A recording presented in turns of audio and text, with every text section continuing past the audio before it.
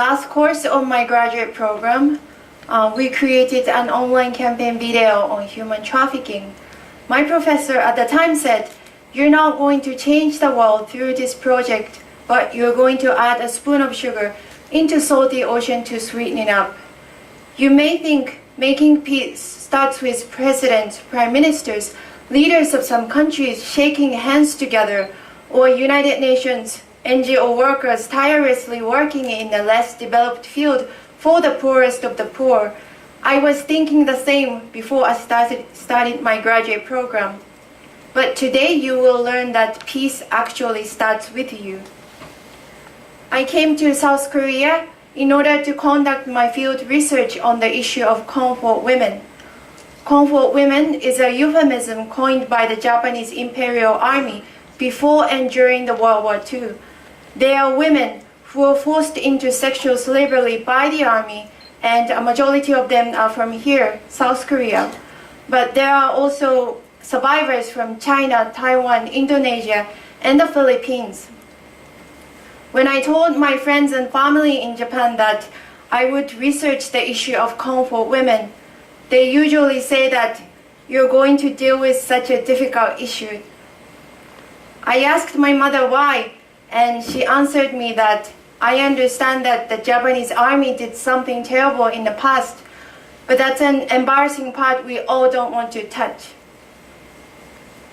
As many of you probably heard last year, that the governments of Japan and South Korea reached an agreement on the issue of comfort women.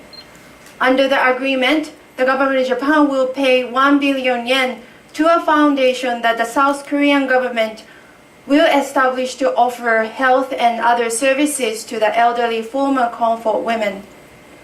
In addition, the government of Japan asked the removal of a statue from in front of the Japanese embassy, which paid tribute to the comfort women, saying that the agreement was made to stop future generations from having to keep apologizing.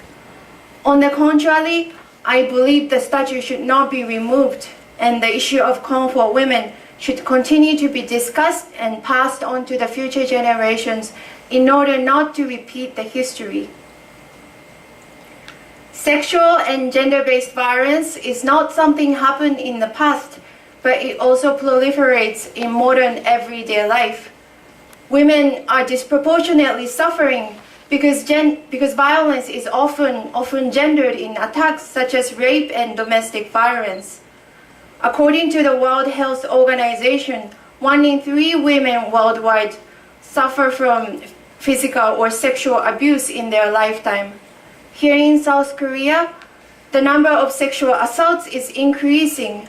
However, an expert says that the number is just the tip of the iceberg, as many women do not come forward because they are afraid that they are going to be insulted once again. The situation is very similar in Japan. Many assault survivors do not want to come forward because they feel ashamed or insulted. Male-centered patriarchal culture makes it difficult to talk about the experience of sexual assaults because being sexually assaulted also imposes a form of stigma in our society. I truly admire all the Korean women who have come forward and started to talk their painful experiences as comfort women. We can only imagine how hard it is for them to talk about experiences in public, being raped over and over by Japanese soldiers and never being taken care of, even they become sick. There are also many women who were abandoned and murdered at the end of the war. The surviving comfort women is still fighting for their rights and restoration of their dignity, and a few survivors are participating in the weekly demonstration in front of the Japanese government, calling for the in front of the Japanese embassy, calling for the Japanese government to take legal responsibility for its cause. As a final assignment on my course, we wanted to create an online campaign video that can have a powerful impact to the viewers. Together with my colleagues, Arunima, Caroline, and Rebecca, we wanted to raise awareness of the child trafficking. This was our effort to sweeten the ocean just a little bit.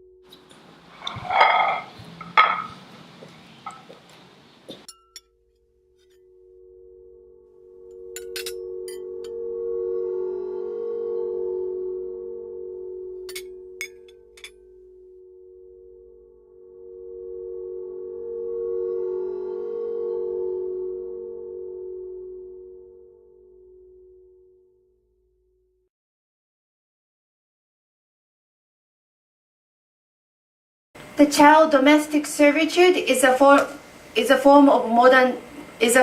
modern day form of slavery. Millions of children all over the world are being trafficked into servitude with a false promise of education and a better life. Many of these children work up to 18 hours a day, and often they're not paid. The world will likely turn its back on those exploited children unless someone has the courage to question the practice and its morality. And even then, changes in cultures and laws sufficient to stop child trafficking will likely come slowly. Take the issue of comfort women, for example. Many of them were as young as 12 when they were forced into sexual slavery. They were not able to speak their experiences under the strong patriarchal society. But with the democratization of South Korea and the feminist movement, they started to speak in public for the first time in the 1990s. And it is when they opened the door to allow the taboo issue of comfort women to become an issue discussed in South Korea, Japan, and the rest of the world. My work started from curiosity. I had several questions. Why are elderly women still fighting for their rights and restoration of their dignity? How and why did the United States play a part in reaching this agreement? Who truly has a power in this world? My hope is also to add a spoon of sugar in this salty ocean. I would like to seek the appropriate way of honoring the lives of women, not only the surviving elders, but also many young women who were abandoned and murdered in the battlefield outside of their own country.